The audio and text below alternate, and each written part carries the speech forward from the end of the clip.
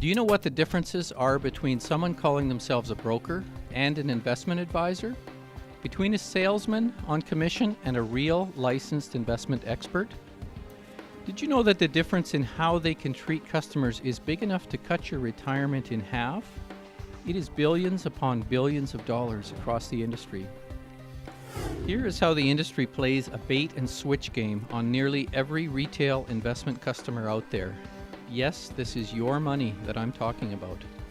Do you know that your licensed broker is probably calling himself an investment advisor to lure you into a sense of trust, and not because he's an actual investment advisor registered with the Securities Commission?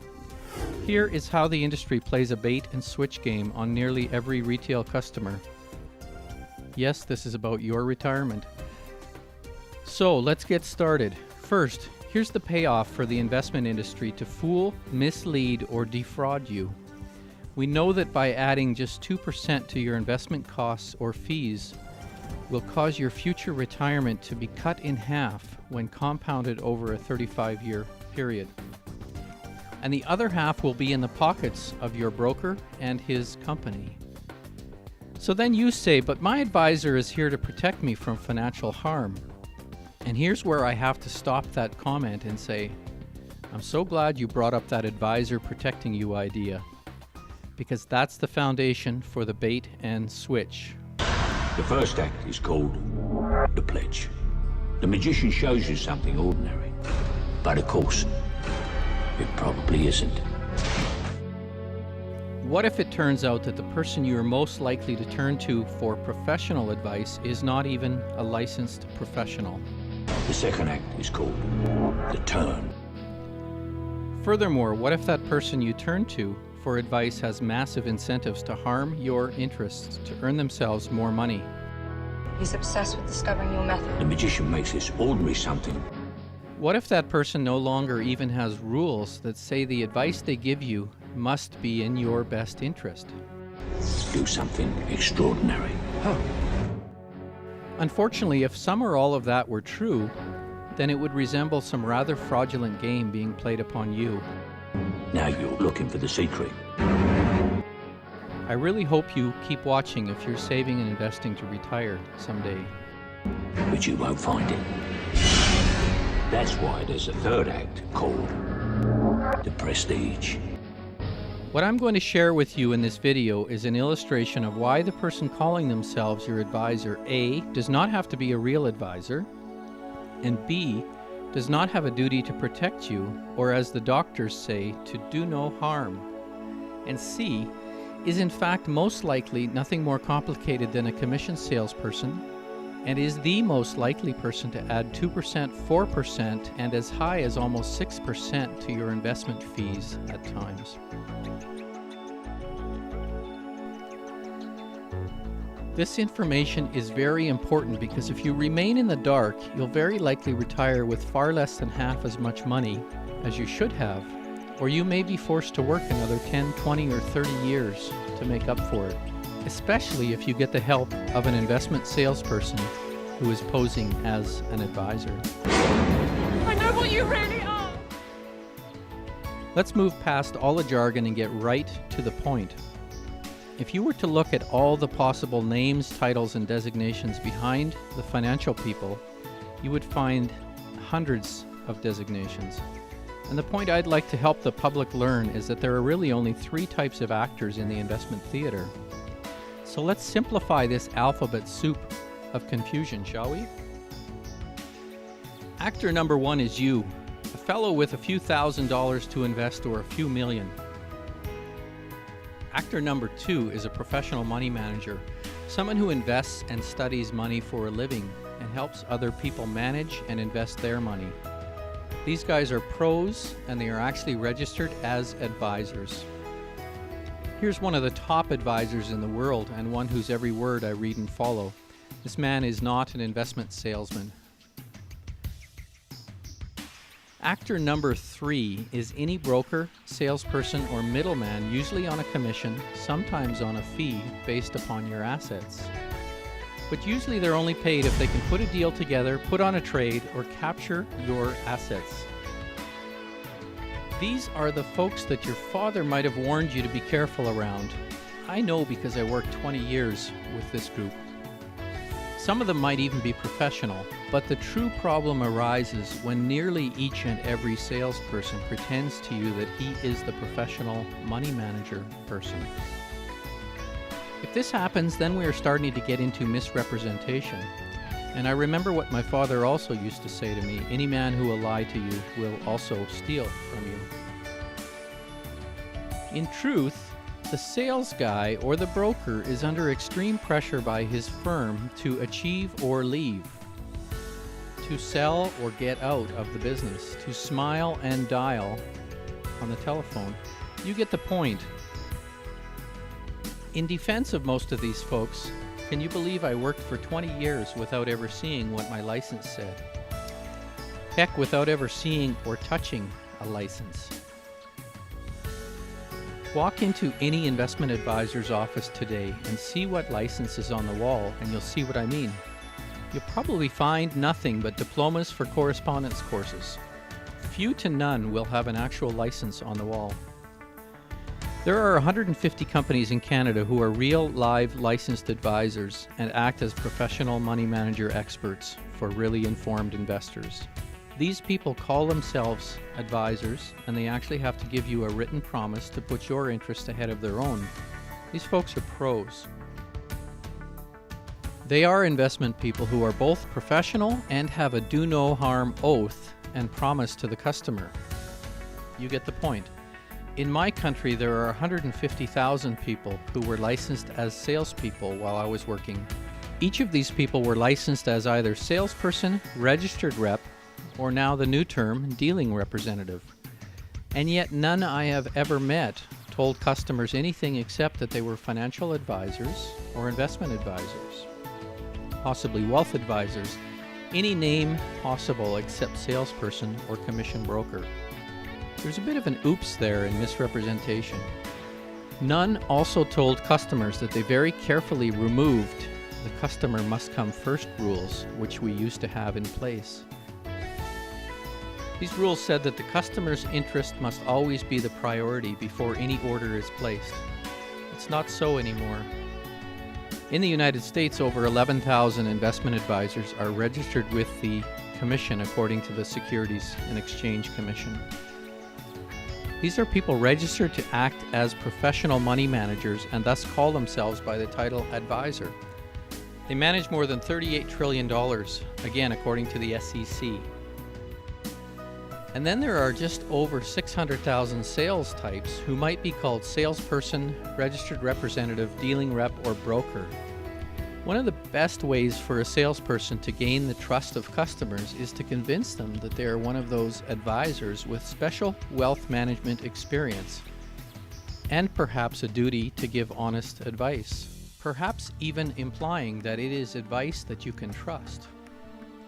So the dishonest part might be when some brokers or salespeople play that game with customers, even though the industry has cleverly removed the customer must come first parts.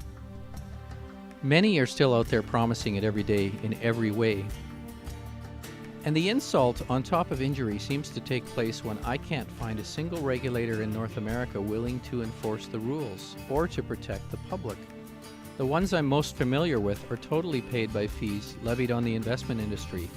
So there's an extreme danger of conflicts of interest and loyalties getting in the way of protecting the public. That is why some of you should go and get your money back. I believe that with this video, you can find the proof where some salespeople may have misled you and given you something other than what you were told you were getting. You were probably told that you were getting honest, trusted advice that's in your best interests, and yet as many as 4 out of 5 people calling themselves advisor are not delivering the license, the duty, nor the professional services that they imply. By way of just one example, here's a website for a company claiming to have 12,000 advisors in the US and Canada. And yet the same company reveals that its new employees only take the Series 7 exam to become a registered rep, plus a 2-month home study course, and that means they become brokers and not advisors. So they're not actually qualified to call themselves advisors, but rather brokers. They fail to let you know this key difference. In Canada, there are many laws on the books that prevent such misrepresentation. But the industry trick here is to hide from the customer the fact that they are commission salespeople, and to lead them into the belief that they are professional money managers instead, hence the name advisor. How did we get here anyway? Well, the rules are rather wishy-washy because they were drafted in 1940. There's no police going in there, no way, nobody but our own referees do any policing in this industry. If you want to see how that looks, watch the Winner Steal All video on this same YouTube channel. That is why I would like investors to be aware of these things. They need to protect themselves from people who call themselves advisor without actually being registered as an advisor, simply pretending to be an advisor while actually being a commissioned salesperson or broker. One definition of fraud is that it is the deliberate deception of the consumer. It is most surprising to me to see tens of thousands of securities industry people and regulators who pretend that these deceptions are not occurring. Or worse, are willfully blind to the rules and ignoring them for loyalty, future job prospects, or other gain. Which reminds me, about that trusted part, just for the doubters. Sure, it used to be commonly accepted in law that anyone who calls themselves an advisor must have to act like one, even if they're not licensed as one. Well, guess again. New rules in a self-regulating industry now say that the advice or product sold by a salesperson who calls himself an advisor does not have to be in the customer's best interests. And the only standards that a broker salesperson now must meet is the standard of suitability. Let me show you how the watered-down suitability standard puts billions into the pockets of brokers. I'll use an example to try and make my point. Please follow the logic. Here's a vacuum cleaner guy who books an appointment to talk about home air purification because he does not want you to know he's a door-to-door vacuum salesperson.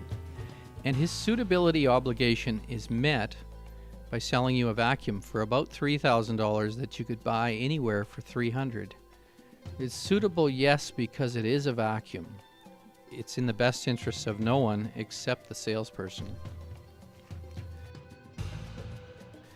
Imagine doing that same trick in the investment industry, which makes billions of dollars by selling investments which are not in the client's best interest.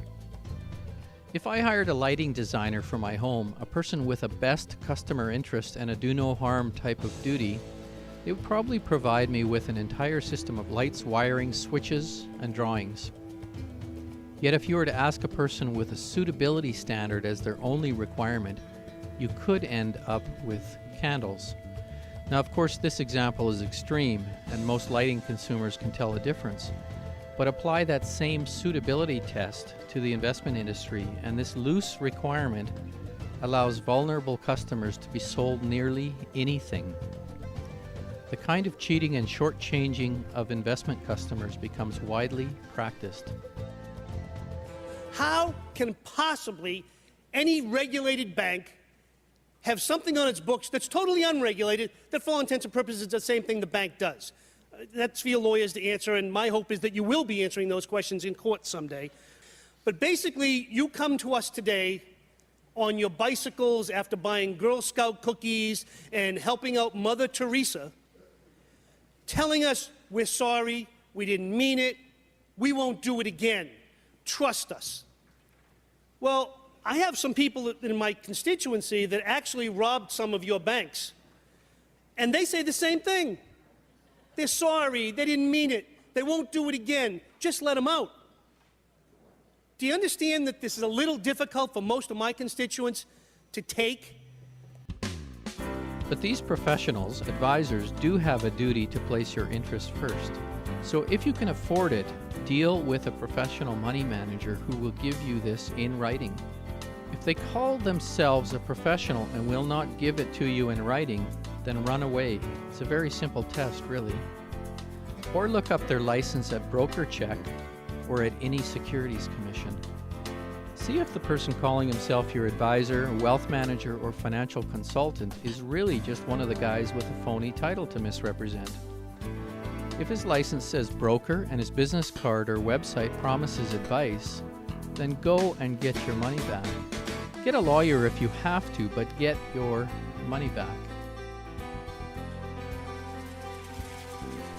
Oh, and for the people who ask, so what is the solution? It's simple, and it is this. If a person leads you into the belief that he or she is a professional advisor, then they automatically owe you a duty of care to act that way and to place your interests first, as their title suggests. If they do not care to take on this duty, then they shall have to stick to calling themselves sales agents only. I have recently run across broker-sold investments with fees piled on top of other fees, and then sometimes even a fee on top of that.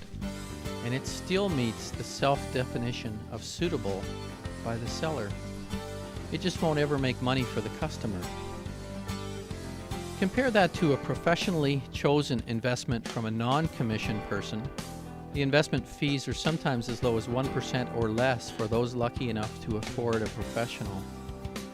Full disclosure here, I'm not an investment manager. I don't work for any, and I don't sell or recommend any investment products of any kind. I am just a recovering broker trying to clear up some billion-dollar intentional misrepresentations.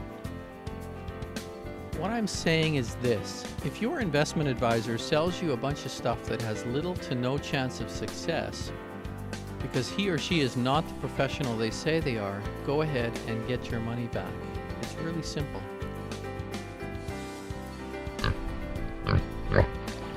They say if you want clean water, you first have to get the hogs out of the creek. Well, if you want honest, objective investment information, you might want to clean the commission sales hogs out of where you get your advice from. I'm just saying. Get on my websites, investoradvocates.ca, and learn more. Show this video to your lawyer and tell him to brush up on some of the links and title names used to confuse investors. See a few of my YouTube videos specific to investment selling misconduct and malpractice. Visit some other sites that you'll find linked here and learn about investment misrepresentation. Learn the difference between an advisor and a salesperson. There is a ton of info on the web from reformed or honest-talking investment experts. Good luck to you. Join me on a Facebook group called Alberta Fraud if you wish to chat, and we can both learn some more. And feel free to comment on anything in here that you think needs correcting, and we'll make sure that there is open discussion on it. Thank you.